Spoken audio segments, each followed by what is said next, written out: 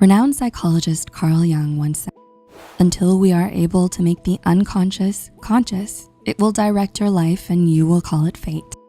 That's the value of self-awareness. The more aware we become of our own flaws, struggles, and shortcomings, the better we are at adapting, evolving, and flourishing in life. But introspection can be scary because it forces us to confront things about ourselves and our past we may not know how to deal with. But as they always say, the first step to overcoming any problem is to acknowledge it. And the same is true for a lot of emotional baggage we still carry with us today. So if you'd like to take that first step, here are some of the most common types of coping mechanisms and how they relate to certain types of traumatic experiences. There's been a huge decline in mental health around the world, which is why we're so committed to creating more content than we ever have. Thanks for being a part of our journey. Number 1, abuse, exploitation. Have you ever had someone you trusted purposefully hurt, abuse, or take advantage of you? Have you ever been humiliated, cheated on, lied to, or manipulated by someone you once considered a friend or a loved one?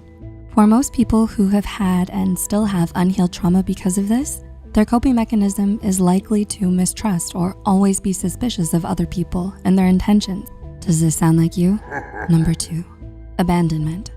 Whether it was a parent who walked out on you, a romantic partner who ghosted you out of the blue, or growing up in the system and moving around from one family to another, experiences of being abandoned, especially at a young age, can easily leave us with lasting emotional damage.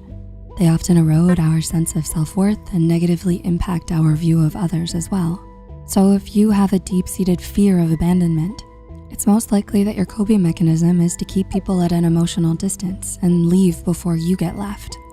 Number 3, emotional deprivation. Similar to the last point, even if the significant people in your life are physically and actually there for you, their emotional neglect and deprivation can be just as traumatizing too. Were they never attentive or affectionate towards you? Did they deprive you of empathy, understanding, and emotional connection? Did you often feel alone and unsupported?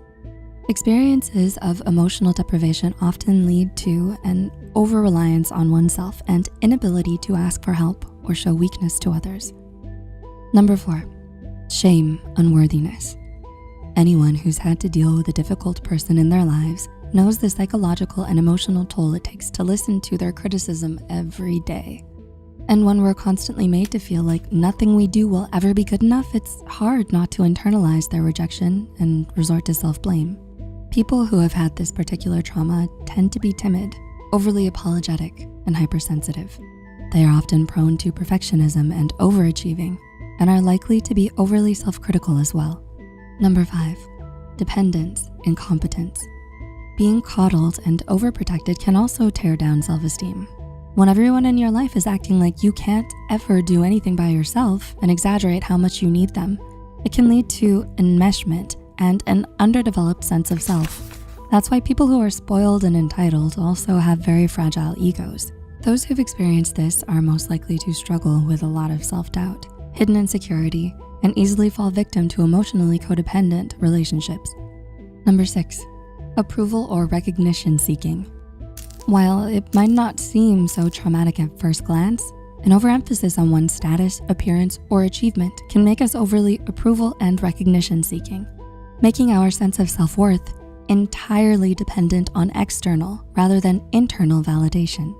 Thus, those with this kind of emotional trauma often end up people pleasers and pushovers, and tend to struggle with a lack of authenticity in their sense of self and unsatisfying relationships.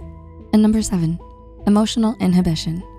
Last, but certainly not the least, people who have been punished or invalidated for their emotions, told things like, "That's nothing to get upset about, just get over it," or "Why are you even crying? It's not a big deal, you're just a crybaby," often end up emotionally stunted and resort to suppression, avoidance, and denial to deal with their problems.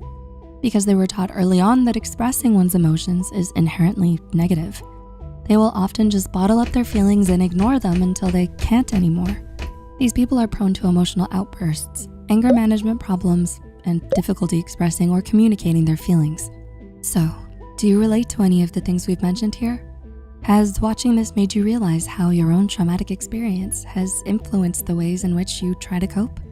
If you feel overwhelmed right now and would like to begin healing from your trauma and learn better, healthier ways of coping, the best thing you can do for yourself is to reach out and talk to someone about it. Seeking help from a mental health care professional can provide you with the support and information you need to improve the overall quality of